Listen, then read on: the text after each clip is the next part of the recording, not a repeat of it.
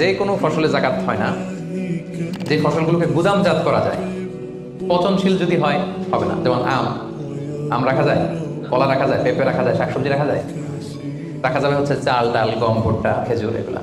গুদামজাত যদি করা যায়, ওগুলো যদি 18 মণ হয়, তাহলে আপনি জাকাত দিবেন। তো জামের চাষ যারা করে তারা কি মোটেও দিবে না জাকাতের? কোনো কিছু থাকবে না? হ্যাঁ থাকবে। তাদের হচ্ছে উরুদুত্তি, যারা ব্যবসার হিসাবে, ওই যে হিসাব করবে যেদিন, ওই দিন দেখবে যে আজকে আমার বিক্রি করার মতো কয় খাঁচি আম আছে, 40 খাঁচি আছে, দাম কত, ওই অন্যান্যর সাথে যুক্ত করে নেবে।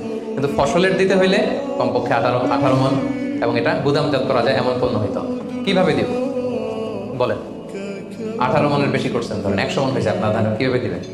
2.5% দিবেন না। ফসলের জাকাতের হিসাব হচ্ছে ঔষধ আর নিসফে ঔষধ। আরবি বুঝতে যদি কষ্ট হয়, সহজ করে বলি, 10% আর 5%। ফসলের জাকাত হচ্ছে ভাই 10% আর 5%। 10% আরবিতে বলে ঔষধ। কখন 10%? যখন এটা ইরিগেটেড ল্যান্ড হয়,